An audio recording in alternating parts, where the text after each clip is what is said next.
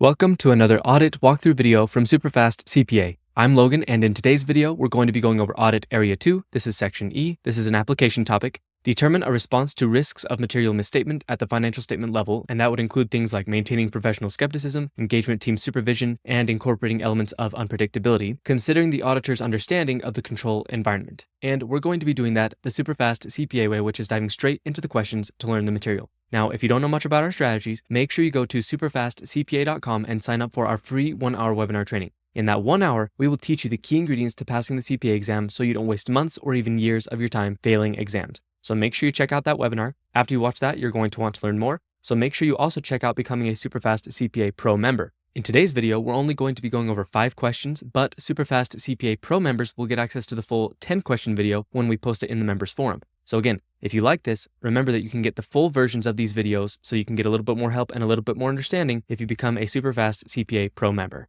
Now with all that, let's dive straight into the questions. Okay, here we are at question 1, and something I always like to point out is to make sure you read the last part of the question first. Now, in this video, it might feel a little bit silly because most of the questions are pretty similar, but imagine this was on test day. You want to read the last part of the question first because it will give you context for what you're dealing with in the question. And you have no idea what you're going to be seeing on test day. Each question could be totally different. So again, you want to read that last sentence because usually that gives you context for what the question is about. And then you can read the rest of the question and be kind of looking for what you need to know for the correct answer. So that's what we're going to do throughout this whole video. We're going to read the last sentence first, and then we're going to read the rest of it. Again, it might feel a little silly in this video, but this is a very good habit to be in for test day. Which of the following is the most appropriate overall response to the assessed risk? Let's go up to the top. An auditor has assessed a heightened risk of material misstatement at the financial statement level due to management's strong incentive to overstate revenue. So let's go through the options and see which one would be the most appropriate. Option A, applying greater professional skepticism throughout the audit, including critically evaluating audit evidence, corroborating management representations, and remaining alert for potential bias. Option B, expanding substantive testing by increasing sample sizes and performing additional analytical procedures over revenue transactions. Option C, reassessing materiality levels and adjusting the audit plan to focus on lower risk areas to ensure efficiency. Or option D, relying more heavily on management's internal control procedures to detect material misstatements and reduce audit effort. Okay, so we've read through the options. Now, based on what we read, I bet that there's probably 1 or 2 that stuck out to you that you probably think are correct compared to the other ones. So pause the video if you need to, think through this, and when you're ready to come back, no worries if you don't fully understand this yet. Again, we are using these questions to learn what we're supposed to know. So if you don't know yet, that's okay. We're going to use the explanation. But again, pause the video if you want to, and when you're ready to come back, we'll look at the answer together. Okay, here we are. The answer is A, applying greater professional skepticism throughout the audit, including critically evaluating audit evidence, corroborating management representations, and remaining alert for potential bias.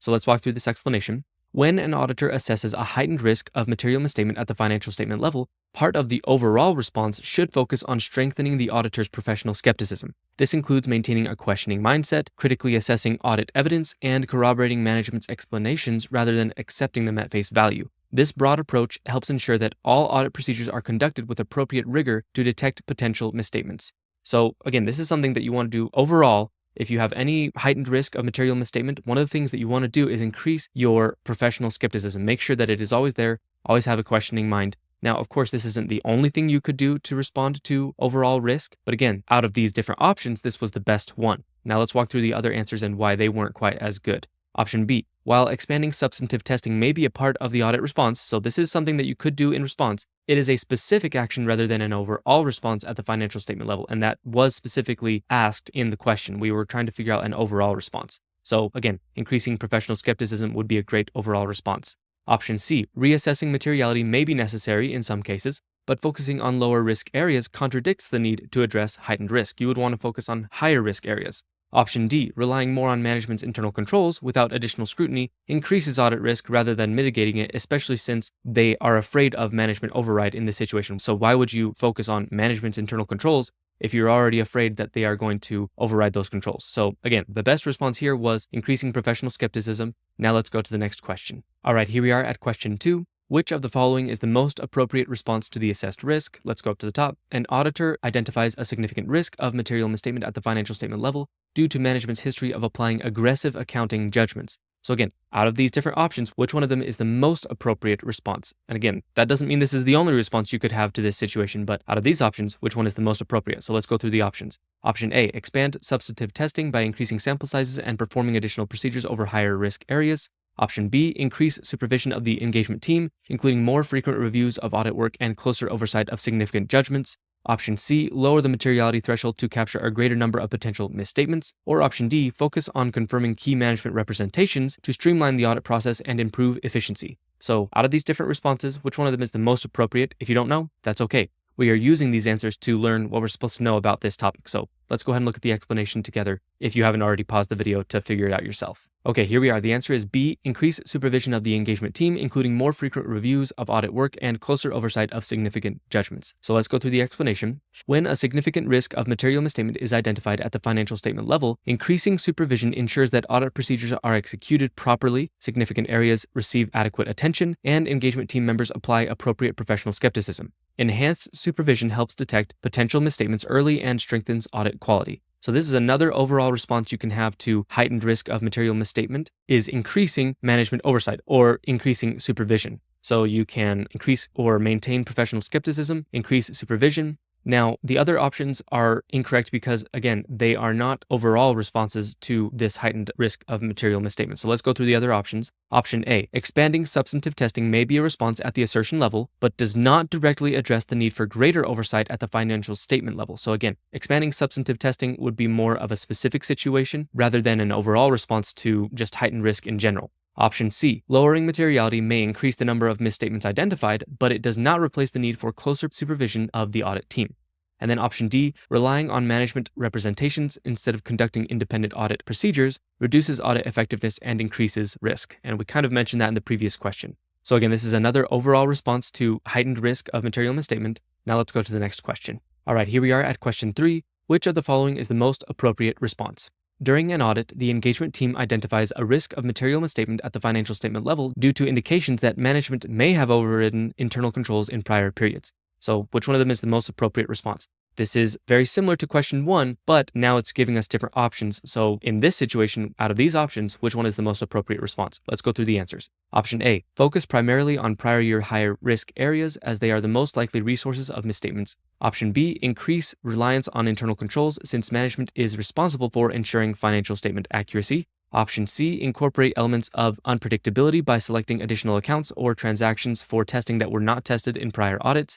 Or option D, accept management's explanations for unusual transactions if they are consistent with prior periods. So again, out of these options, which one is the best one? Now, pause the video, think through this. I think we've learned enough so far that you could kind of at least reason your way to having one or two of these be the correct answer. So pause the video if you need to, come back when you're ready, and we'll look at the answer together. All right, here we are at the answer. C, incorporate elements of unpredictability by selecting additional accounts or transactions for testing that were not tested in prior audits. So again, this is another response that you can do, and this was the best one in this case. When there is a risk of management override of controls, incorporating elements of unpredictability helps prevent management from anticipating and circumventing audit procedures. This can include varying the selection of accounts, changing the timing of audit procedures, or introducing new testing methods. So again, you could increase professional skepticism, which you probably should do anyway, but you also could make your audit procedures less predictable so that management, if they are overriding controls, they might not be prepared for you to look at certain controls that they weren't expecting you to look at. Let's talk about the other answers and why they're not quite correct. Option A, while prior high-risk areas are important, focusing only on them ignores the benefits of an unpredictable approach that can detect new risks. Option B, increasing reliance on internal controls contradicts the concern that management may be overriding them. And then option D, accepting management's explanations without independent verification undermines professional skepticism and increases audit risk. So again, in this situation, the best option was increasing or incorporating elements of unpredictability in your audit procedures. Now, let's go to the next question. All right, here we are at question 4. Given the technical nature of the accounting treatment, which of the following is the best response? Let's go up to the top. An auditor identifies a heightened risk of material misstatement related to a company's complex revenue recognition policies, which involve multiple performance obligations and variable consideration. Given the technical nature of the accounting treatment, which of the following is the best response? Okay, let's go through the options. Option A, request that management provide a detailed memo explaining their revenue recognition policies and accept their explanation if it aligns with industry practices. Option B, reduce the extent of procedures performed over revenue, as complexity often makes mistakes more difficult to detect. Option C, rely primarily on prior year audit work papers, assuming that revenue recognition risks have not changed significantly. Or option D, assign more experienced staff or specialists with expertise in complex revenue recognition to evaluate the accounting treatment and underlying assumptions. So again, which one of these is the best response to the heightened risk because of the complex revenue recognition policies? Pause the video, think through this. Again, I think we've learned enough so far to be able to kind of reason through these on our own. So pause the video, think through it, and when you're ready, come back. We'll look at the answer together. All right, here we are. The answer is D, assign more experienced staff or specialists with expertise in complex revenue recognition to evaluate the accounting treatment and underlying assumptions. So again, this is another response you can have to risk of material misstatement. When dealing with complex accounting areas, such as revenue recognition involving multiple performance obligations and variable consideration, assigning more experienced auditors or specialists ensures that the engagement team has the necessary expertise to assess management's application of accounting standards. This enhances audit quality and reduces the risk of undetected misstatements. So again, this is another thing you can do. You can assign the more experienced staff members to be dealing with the more complex areas, which of course, that makes sense. You probably should be doing that anyway. Now let's talk about why the other answers are not quite correct. Option A, while management's explanation is useful, the auditor must independently verify revenue recognition policies and their application rather than accepting management's assertions at face value. And that's pretty much true all the time. You can almost never take everything at face value. You have to at least do some kind of procedure to kind of verify it yourself most of the time in auditing. Option B, reducing procedures over a higher risk area increases the likelihood of undetected misstatements. You know, that makes zero sense to decrease the procedures for a high risk area. You want to increase them for a high risk area.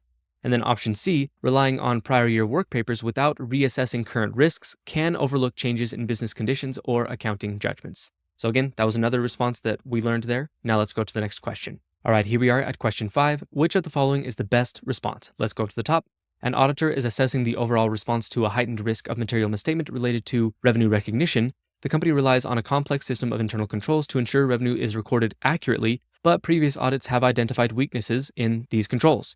So again, which of the following is the best response? Let's go through the options. Option A, decide not to rely on controls and instead perform more substantive testing over revenue transactions. Option B, reduce the extent of revenue testing, assuming that management has addressed prior control weaknesses. Option C, perform control testing as planned, but limit substantive procedures since the company has a structured revenue recognition process. Or option D, focus only on testing the IT system's automated controls, assuming that manual controls are less relevant to the revenue process. So out of these, which one is the best response? Again, this happens all the time in audit. I think that just by reading through these options and kind of thinking through them, you'll easily be able to pick out one or two that are more obviously correct than the other ones, or maybe even just know the correct answer. You just have to reason through this. So pause the video, think through this, and when you're ready, come back. We'll look at the answer together. All right, here we are. The answer is A, decide not to rely on controls and instead perform substantive testing over revenue transactions. So this can happen very frequently in multiple situations. When an auditor identifies control weaknesses in a high-risk area, it may be appropriate to forego reliance on controls and instead design an audit approach that relies more heavily on substantive testing. This ensures that the auditor gathers sufficient evidence to address the risk of material misstatement without assuming that ineffective controls are functioning as intended. So, you're probably going to do less tests of controls and focus more on substantive testing because you can tell that those controls are weak. So you don't really want to do tests and controls on those and waste time because you already know that they're weak. So it's better to do other substantive testing to kind of get other information other than, information from weak controls. Now let's talk about the incorrect answers. Option B, reducing testing based on the assumption that management addressed prior weaknesses increases audit risk if those weaknesses persist. Option C, limiting substantive procedures in favor of controlled testing contradicts the need for stronger response when controls are unreliable. And then option D, focusing only on automated controls may overlook risks associated with management overrides or manual adjustments in revenue recognition. So we learned about a whole bunch of different things that you can do to respond to a heightened risk of material misstatement. Now, before we do anything else, let's do one more part of the Superfast CPA process called Pillar Topics. Now, the idea behind Pillar Topics is as you're going through the questions to learn the material, you will notice the things that keep popping up in the questions. You've seen 2 or 3 or 4 questions trying to teach you about professional skepticism as a response, or about increased oversight as a response, or whatever the case is. Again, these are the things that you notice throughout multiple questions. So you take a moment and you write these out as pillar topics, or basically the key points of the things that you learned from the questions in your own words. And as you're doing this each day, you're building your own personal repository of the most important things you learned from the questions in your own words so that you're ready for test day. Now let's go ahead and look at the pillar topics for this video. All right, here we are at the pillar topics. Let's just dive straight in. First off, increasing professional skepticism. Auditors should critically evaluate audit evidence, corroborate management's explanations, and remain alert to potential bias or misstatements. This approach helps ensure that financial reporting is assessed with a questioning mindset rather than accepting representations at face value. So this is one response, an overall response you can have to a heightened risk of material misstatement. Next, let's talk about increasing supervision. Heightened risk of material misstatement may require more frequent reviews, closer oversight of engagement team work, and ensuring complex areas receive sufficient attention. Stronger supervision helps identify potential misstatements early and ensures audit quality. Now let's talk about including elements of unpredictability. Auditors can modify the timing, selection, and nature of procedures to prevent management from anticipating and adjusting to audit tests. This reduces the risk of manipulated financial reporting and strengthens the audit's effectiveness. Now let's talk about assigning more experienced staff or specialists. When dealing with high-risk or complex areas, auditors should assign team members with relevant expertise to ensure proper evaluation of significant estimates, accounting treatments, or industry-specific risks. Specialists may be engaged for areas requiring technical knowledge beyond the audit team's expertise. And then finally, let's kind of talk about just some other responses to assessed risk of material misstatement. And we did one of them in question 5. Depending on risk factors, auditors may choose to forego reliance on controls, increase substantive testing, analyze new risks in conjunction with other business risks, or modify audit procedures accordingly. The response should align with the nature and severity of the identified risks. So again, we went over multiple things in this video that you need to know, but they are not the only things that could be responses to a heightened risk of material misstatement. So the most important ones are increasing professional skepticism, increasing supervision, including elements of unpredictability, assigning more experienced staff members, but there can be other things depending on the risk factors. So again, these are not the only ones. You want to make sure that you're also looking for things like foregoing reliance on controls if they're super weak, or increasing substantive testing, or things like that. Now with that, we've gone over the first 5 questions and the pillar topics for this video, and that is the end of the YouTube version of this video. Remember that we, again, only went over 5 questions, but SuperfastCPA Pro members will get access to the full 10-question version of this video that I'm about to finish recording when we post it in the members forum. So if you like this and you like our other videos and you want a little bit of extra help, if you become a SuperfastCPA Pro member, you'll get access to the full 10-question walkthrough videos so you can get a little bit more help and understanding. And the best way to start learning about becoming a SuperfastCPA Pro member is actually by going to superfastcpa.com and signing up for our free 1-hour webinar training. We will teach you the key ingredients to passing the CPA exam, and after you watch that, you'll begin a much better path to becoming a pro member. So make sure you check out the webinar, then check out becoming a pro member. Now with all that, I hope you liked the video. If you did like it, make sure to like it and leave a comment. I hope this video was helpful, and I will see you in the next video.